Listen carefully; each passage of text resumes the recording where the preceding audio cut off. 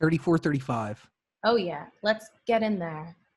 I did the math on this, and I do believe it. Did you use a calculator, Zach? Yes, I ran out of fingers and toes.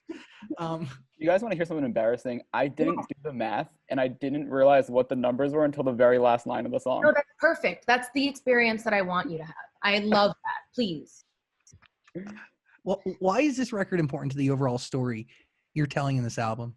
Oh, because I just think it's ridiculous and so funny and stupid. It's like absolutely absurd. It was just a fun thing. Again, we heard the strings that sounded so like Disney and orchestral and full and pure. And I was just like, yo, what is the dirtiest possible, most opposing lyric that we could write to this? And I was sitting with Scott Nicholson the night that I started writing it. I was sitting with Scotty. And we basically, Scotty wrote the Give Me Them Babies line, which is my favorite thing in the world, is that Scott Nicholson is a writer on 34, 35. And maybe so happy. He was like, I was like, what comes after, I think I'm crazy, way I've been crazy, if I put it quite plainly. And Scott was like, just give me them babies. And I was like, and he was like, I'm joking. And I was like, no, it's to print. We're doing it. It's done. It's perfect. Yeah, but it came up as a total joke, and then I like fell in love with it, and then Taylor and Victoria came and we wrote the bridge together, and it was so much fun, and it was we finished it. We started it last year, and then we finished it like months and months and months later when I was like, oh, this needs to be on the album and it has to happen. And it was the night after that big earthquake, scared the shit out of me, and I was like 4.5 and I made the metric, and it was after the 4.5 one, so that's why that lyric is there.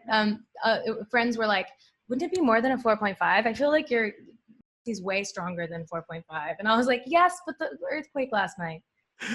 Anyway, sorry, I'm telling you the whole story of how like everything came to be. What do you think we're here for?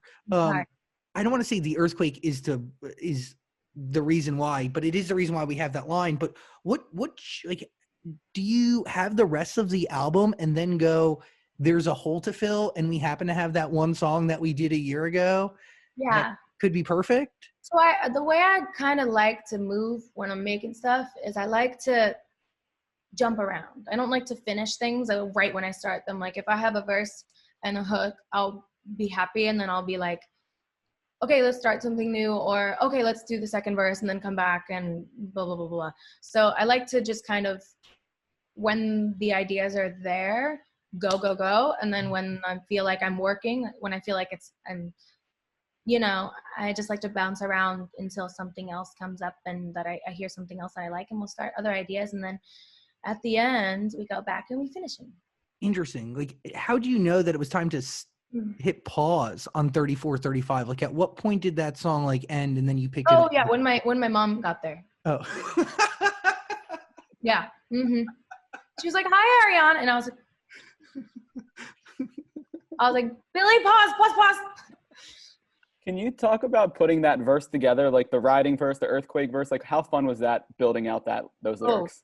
It was so much fun. Also, the thing about getting like me, Vic, and Taylor in a room together is, I mean, it's just so fun, but also it's magical. Like when three besties sit down who like know a lot about each other's lives and intimately know each other. Oh yeah, very intimately. I don't really work with people that I don't have a real friendship or relationship with, or that I don't feel immediately like connected and obsessed with. I've been working with Victoria and Taylor since the first album. Like it's not even, and it's so much more than that. Like these are two women that mean so much to me. So it's so much fun. And my friend was there. My friend tagged along and was like, it took us like 30 minutes to write the bridge, and Chase was like, you guys are, first of all, ruthless. Second of all, that was the most fun. Like he was like, I can't believe that happened so quickly. And yeah, but it was really fun. But yeah. Do you channel a different side of yourself for records like this, or is it all just one? Obviously it's the different positions. Yeah, I think the thing about this song that has been my fear since the beginning is that it would distract from the like vulnerability and the sweetness that is the rest of the album. It's very loving, it's very honest, it's very much a reflection of parts of my life, but also, you know, it's just a fun song, and it deserves a home on the album for sure, and that deserves to be written about for sure.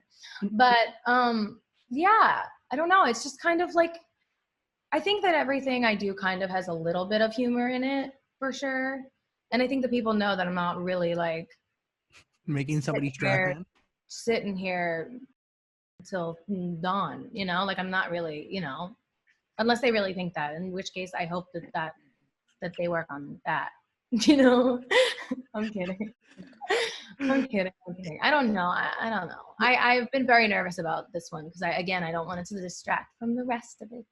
But I do love it. And sonically, it's like one of my favorite things we've ever done.